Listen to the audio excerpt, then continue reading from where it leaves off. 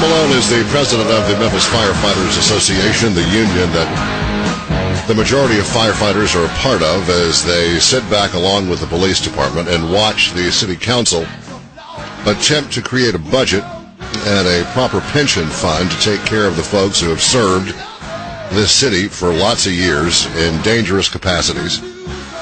And nobody seems to have any answers. Good to see you again, sir, and thank you for the time. And I'll just say up front, I don't understand any of this.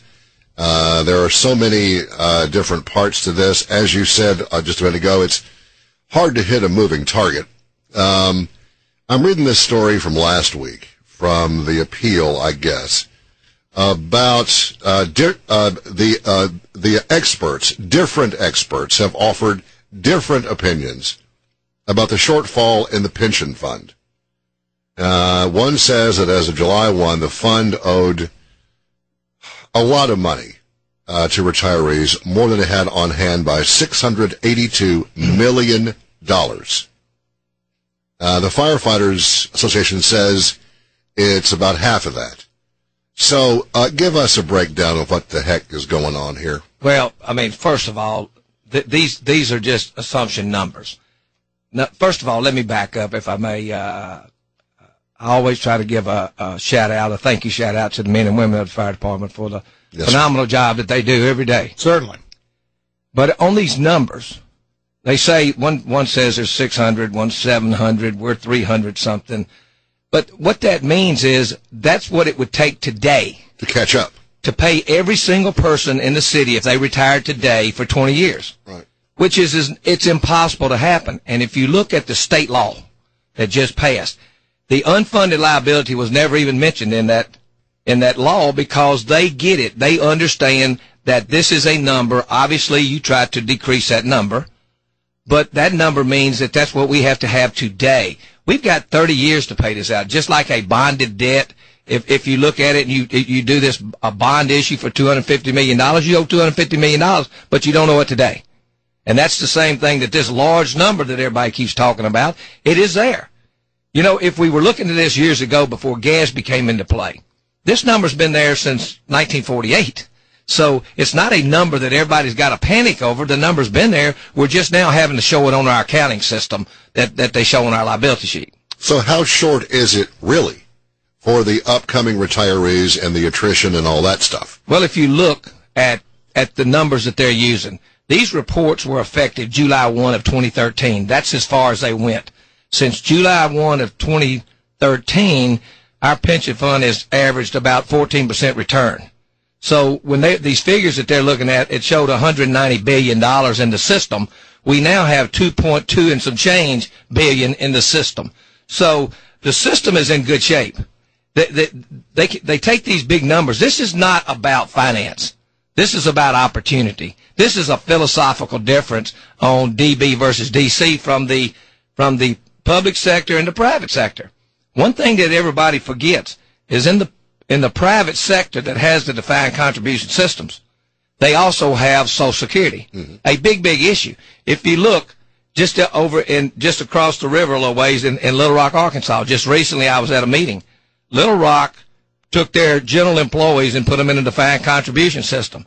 They've got almost 30 years of history in that system. They now found out, and they have Social Security, they found out that being a public sector employee that doesn't make a huge salary, you can't put enough in there to live on, which now they're generating people in the welfare system over there. They now just went back to their general employees to a defined benefit system, showing after all this history that that's the best way to go for the public sector. Thomas Malone is here from the Firefighters Association. So where lies the disparity?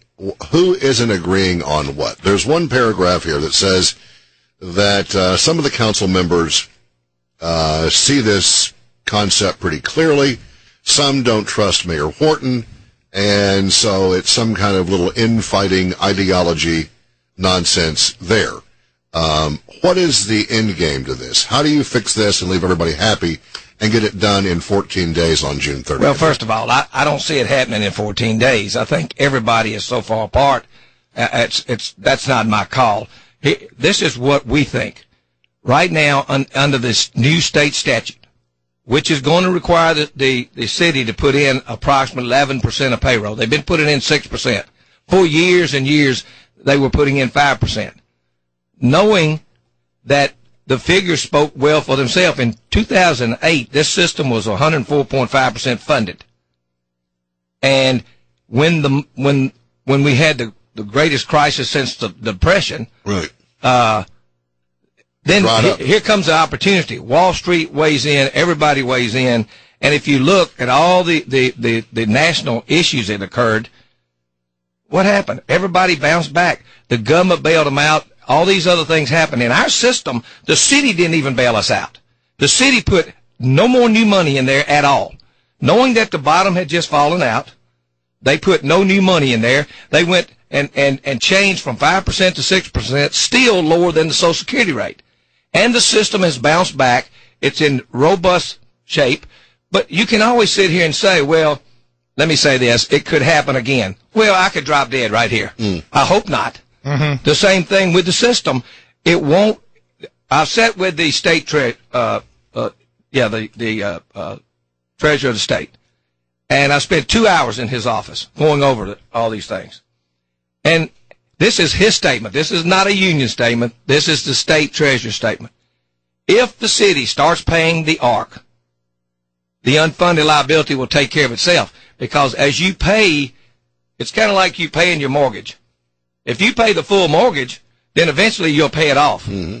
If you pay partial mortgage, it's going to take longer to pay it off. It's pretty simple arithmetic. And if you pay a little extra every month, you're going to get your house paid off faster. So who are the naysayers to that concept? That sounds pretty simple to me.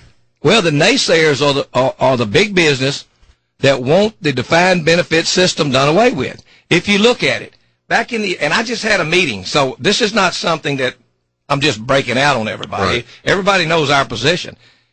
When the majority of the private sector went to defined contribution, it was back in the 80s. If you go back and look, I remember most of the stuff that occurred in the 80s, everybody was doing good. So what does Wall Street do to the companies? The companies are having to pay more in the defined benefit system, so they come in and they said, you can have a better bottom line if you do away with that, and we'll take care of it. So they go and told everybody, if you get into this system, you'll be a millionaire. You'll be a millionaire because everything was flourishing good. So now, all of a sudden, the public sector doesn't pay a lot of money, but we get good benefits. We get insurance and pension. So thus, we get a high-quality individual. We've got a tremendous amount of our employees that are college graduates that the private sector would love to have. I just talked to a gentleman the other day that's got a business. We have mechanics on our job. And I said, if our mechanics quit, would you hire them?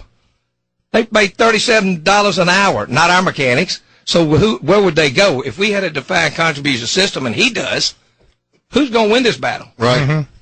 On that note, we had an email saying, if possible, could you ask Tommy to please explain to the listeners the details of the drop plan so all these false rumors can be cleared up? The public's been given a jacked-up version of the city's retirement, and they need to be told the truth. We're not getting handed $100,000 by the city, etc. So if you could explain to us how the drop plan works and why it is or is not a good thing. Let me give you a little history, if I may. Back several years ago, our president, I was the vice president, we sat down with the city and we put some language together. The reason being that we had nothing to retain fire and police officers. They could retire at any time without any preparation. So on this particular year, I think the fire department had budgeted about 12 retirees and the police at about 14. My figures may be off, could be 10 or 12. But anyway, 50-something retired on both jobs, unexpectedly. So the city came to us and said, we'll entertain the drop. The drop is no more than you taking your money that you could walk out with today and putting it in, for lack of better words, a savings account and keep working. Now, the city then should prepare for attrition. So we would always have plenty of fire and police officers ready on the line. As you well know, you don't just hire a fire or police officer and put them out in the streets. Right. There's extensive training, 9 months, 10 months of training, and it takes that long. It takes a year to put them on the street. So we instituted this thing called DROP, you keep working, you earn no benefits. The city immediately makes 6.5% because they quit paying into your pension. So that goes back in the general fund. Every person that's on the drop, the city does not pay 6.5%. All of the rate of return that your money that's still in the pension system is making, and today it's about 14%. That 14% stays in the system. You don't get any interest. You get 25% of the 90-day T-bill, which is almost nothing. So the drop is a huge benefit for the municipalities if they use it correctly. The employees get a chance to build something that they couldn't do. They get a chance to build that 3 years of money. And everybody said, well, the city's giving you money. That is your money. You could start drawing that money today. Mm-hmm. So it's not a windfall. We had one gentleman did this. He quit years ago, retired. He took his money. He went to another job. He put his money into a passbook savings account for 3 years. He had tremendously more money than anybody else. As you know, those 3 years, you're not accruing any pension benefits. Even if you get promoted in those 3 years, you still don't change your pension. Your pension is locked in the day you drop. So it's a huge windfall if it's done correctly for the city. The employees are able to save their money and keep working on the salary that they make. Tom Malone is our guest here. So the council meets tomorrow, and you'll be there, I assume. I assume so. For this discussion. You haven't gone crazy yet. So what do you expect to see tomorrow? More talking in circles or some suggestions of a solution?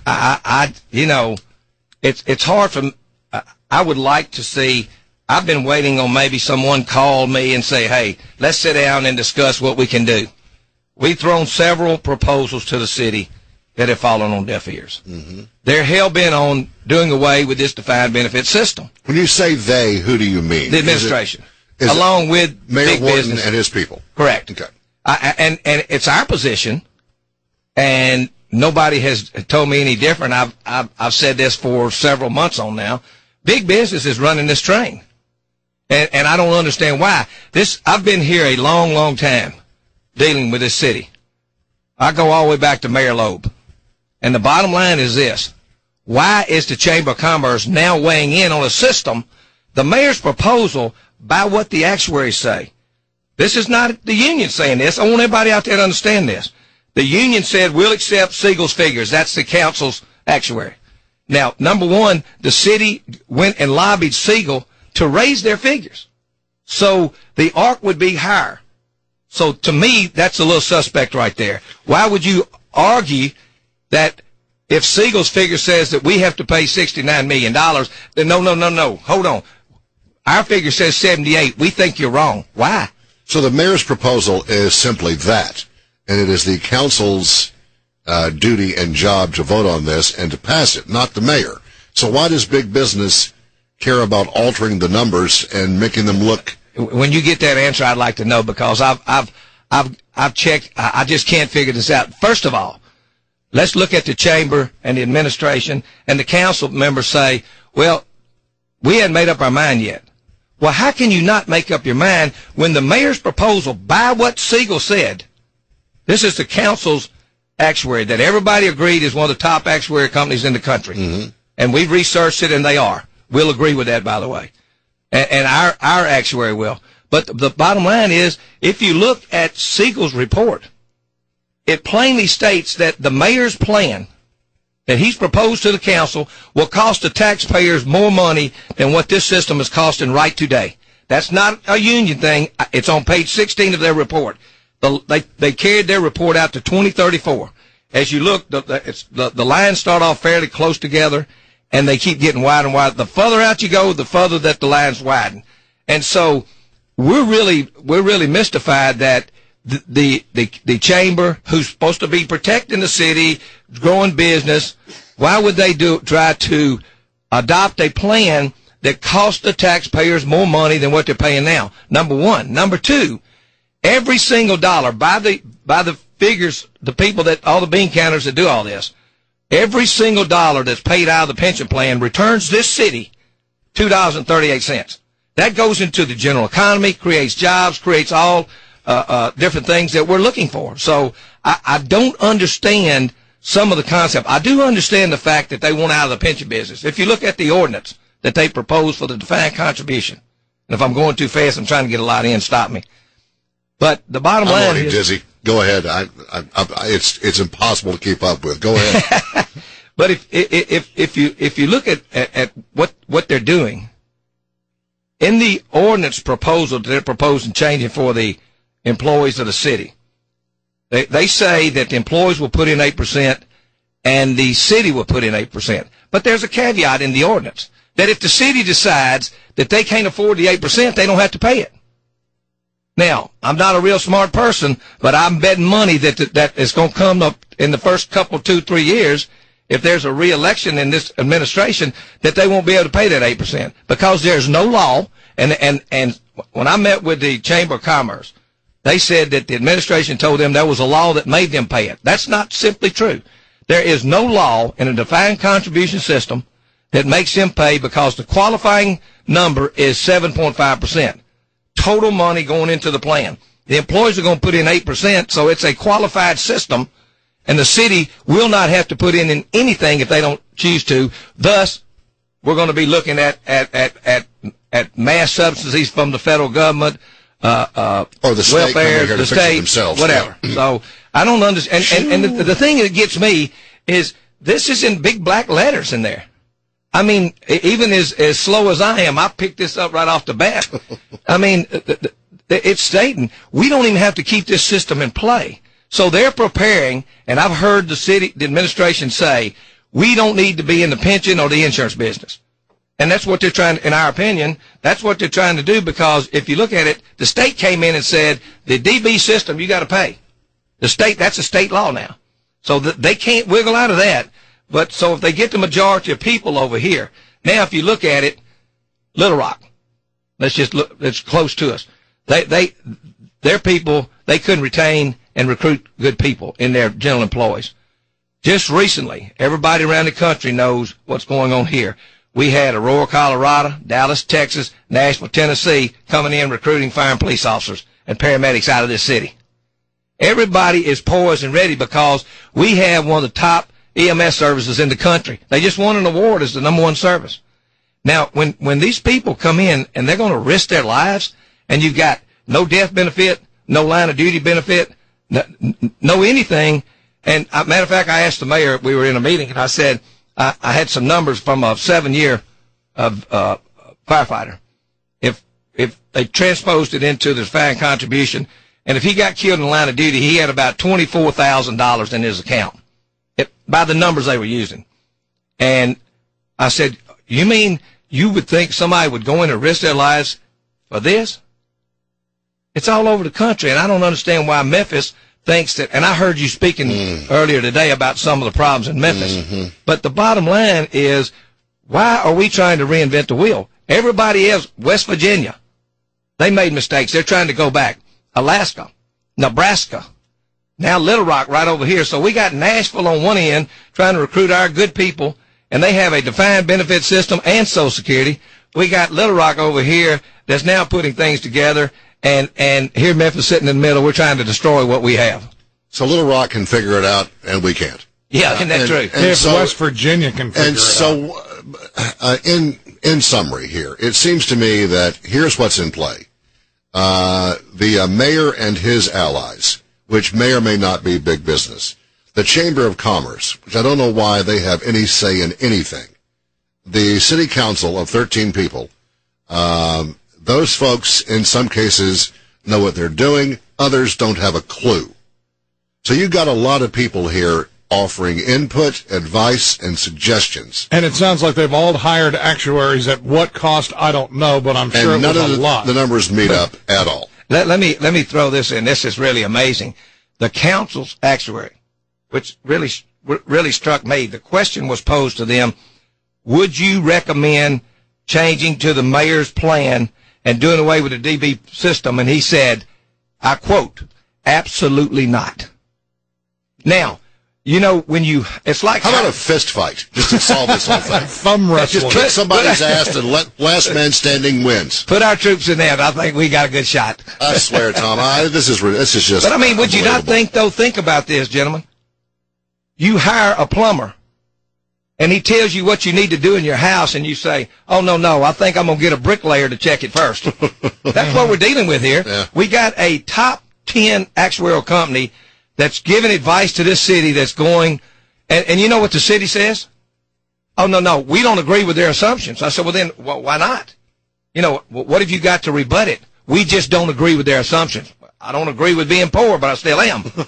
You know. This sounds like politics as usual to me, sir. I think this is past politics. Yeah, I think I can't figure it out, but I tell you, the thing about it is... I smell a rat in this whole thing and in this whole city. And it will rear its head. As mentioned before, and it's going to come to a head. This is one of many things like this that nobody can figure out. You got smart people involved, and they still can't arrive at any kind of sensible solution. But let me, you know, the mayor wants to put these people in the defined contribution system, and they want to increase the insurance, they want to increase everything else, and these employees of this city hadn't had a raise in 5 years. So what are you going to put in the defined contribution system to be able to retire? We'll have 70-year-old firefighters pulling up in front of your home, and that's not going to get it, brother. I'm sure we'll be hearing some more from the folks on the email thing, and from down the road.